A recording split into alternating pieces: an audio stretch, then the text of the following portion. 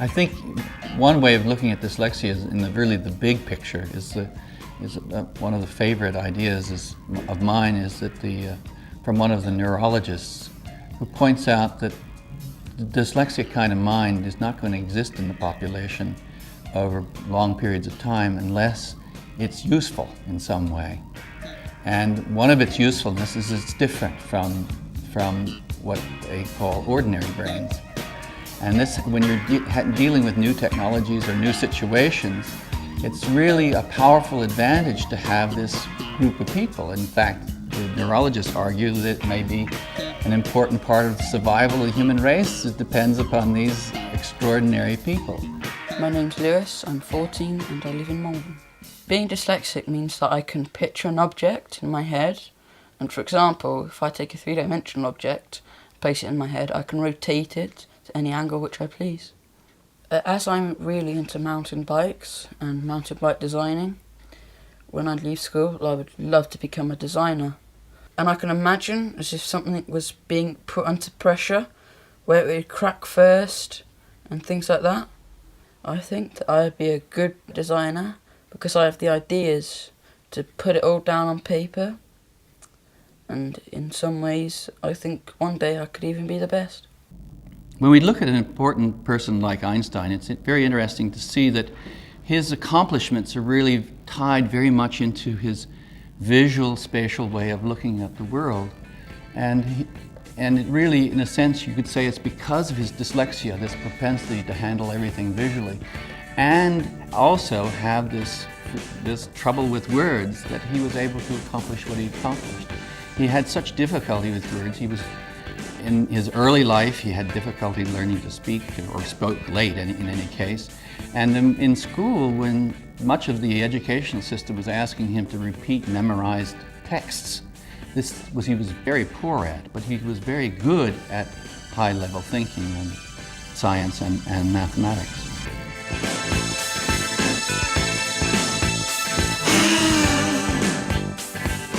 I'm Sarah, I'm 14 and I live in Madley. I really enjoy art. It's my best subject at school, and after school I'd like to go to art college and do foundation course and maybe do photography with it. I see in images, like if someone's telling me a story I can see it in my head, so I'd like to be a film director. It's frustrating being dyslexic because you think really fast and you can't get it down on paper fast enough with a pen. But I've got this computer recognition thing, and you just speak into it and it writes it out for you, but you have to do it word at a time. My history teacher judged me by my handwriting because it was quite messy. He thought I wasn't very clever. But then I did my coursework on the computer and he thought it was really excellent. And I think teachers should encourage dyslexic people to do good in the subjects that they enjoy and can do, and encourage them in the ones that they're not so good at, but don't make them do pointless things like learn spellings over and over again. During World War II, when Winston Churchill was trying to understand what was going on, particularly in the early days when the Allies were virtually losing every battle on every front, it's just amazing. I think part of the thing that draws me to Churchill is being able to hold up under failure after failure after failure, which of course dyslexics seem to or be destined to learn to do. But one of the things is that the way his information was communicated to him, he had his staff actually convert the numbers and statistics into very visual graphics and diagrams so they could easily absorb this information graphically. Also, another thing he did was quite extraordinary. He would commit to memory the exact positions of all the ships on the oceans, and he would update this every few hours. And the first thing he did when he woke up and the last thing he did when he went to bed is he'd have sort of memorize the positions of all the convoys and everything that was going on in the most incredible way. So he's handling information visually, but in a very intense way that you wouldn't think that someone in that position would do. My name's Alistair, I'm 19 and I'm in my final year of A-levels. I own a Triumph Spitfire. She's 25 years old, and like any old British sports car, she's always in constant need of repair. Although being dyslexic, you would think it was always causing you problems, but when it comes to repairing an engine on a car, it's actually quite easy because everything is in patterns to you, and these patterns are really quite easy to understand.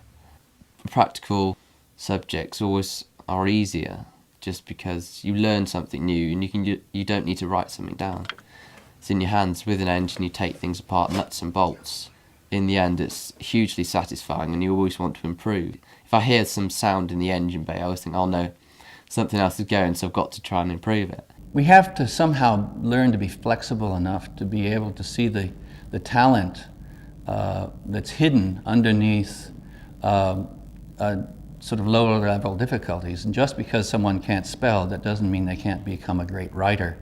Or someone who has trouble with their times table doesn't mean that they can't be a great mathematician. My name is Julie Logan. I'm a lecturer at the University of Bristol. My research is into dyslexia and creativity in owner-managers.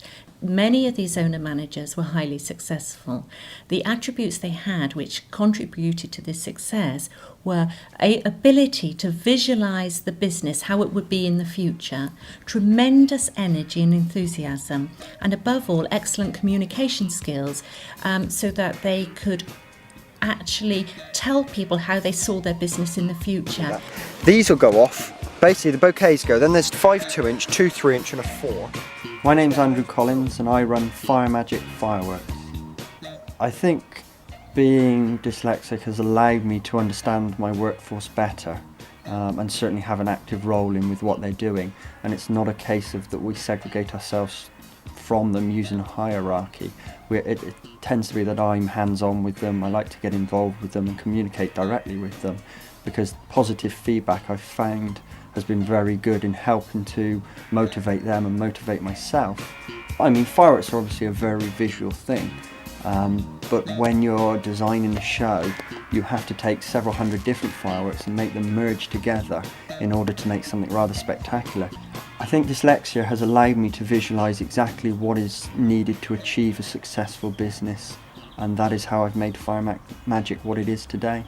Obviously, it's not just dyslexic people who have this tremendous ability to visualise or who have excellent verbal skills. Many other people have it, but my survey just showed that these managers used those particular skills to achieve in their businesses.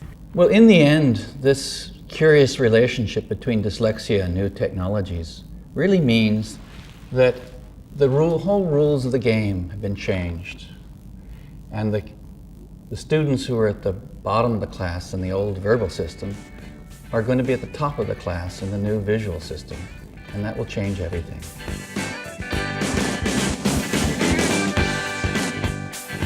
If you consider that when we watch science fiction stories like Star Trek, then the whole of the action takes place without paper. And therefore, the idea that we could have somebody with dyslexia in charge of the Starship Enterprise is now a real prospect. Imagine that.